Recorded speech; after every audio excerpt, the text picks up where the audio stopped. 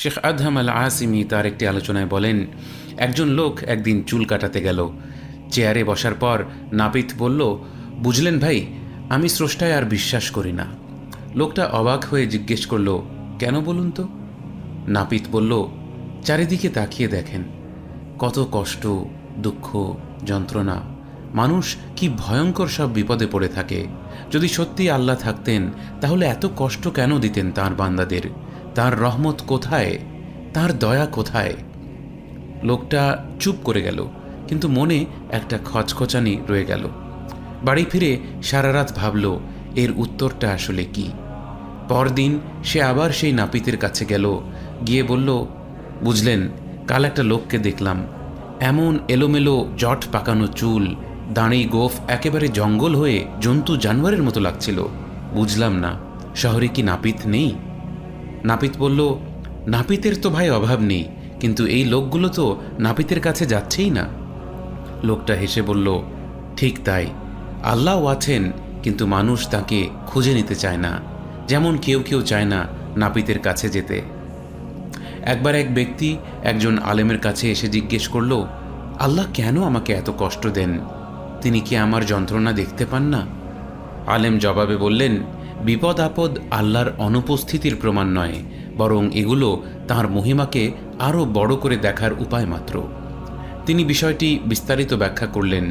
যেসব শিক্ষা প্রতিষ্ঠান তাদের ছাত্রদের পরীক্ষা নেয় না, সেই প্রতিষ্ঠানগুলোর কি সমাজে কোনো কদর রয়েছে? মানুষ তো বিশ্বাস করে সেই বিশ্ববিদ্যালয়কে যেখানে পরীক্ষা হয়, যেখানে পরিশ্রমের মূল্য আছে।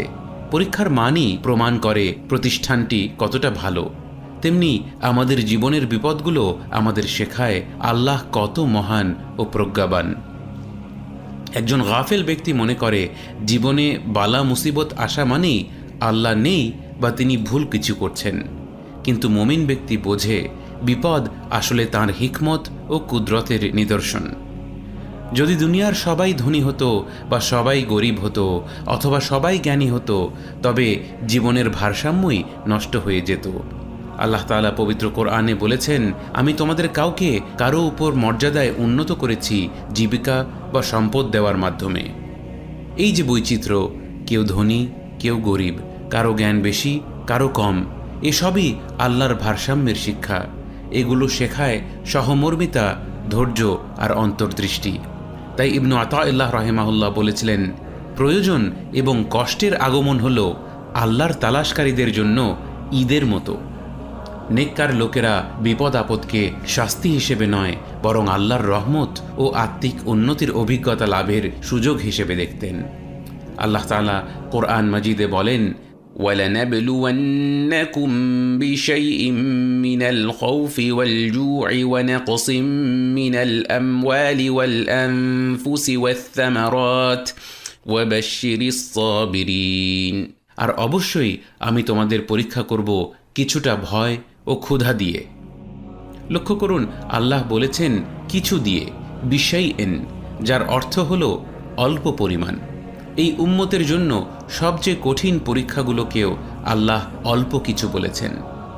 অথচ পূর্ববর্তী জাতিদের শাস্তির বর্ণনা দিতে গিয়ে আল্লাহ বলেছেন, সুতরাং আল্লাহ তাদেরকে ক্ষুধা ও ভয়ের পোশাকের স্বাদ গ্রহণ করালেন।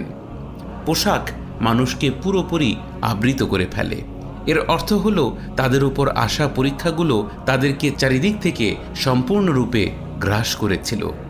কিন্তু আল্লাহ তাঁর প্রিয় নবী মুহাম্মদ সাল্লাল্লাহু আলাইহি ওয়াসাল্লামের উম্মতের প্রতি করুণা করে বলেছেন, তিনি আমাদের পরীক্ষা করবেন কিছু দিয়ে, অর্থাৎ সম্পূর্ণ ধ্বংস নয়, বরং হালকা সীমিত এক পরীক্ষা।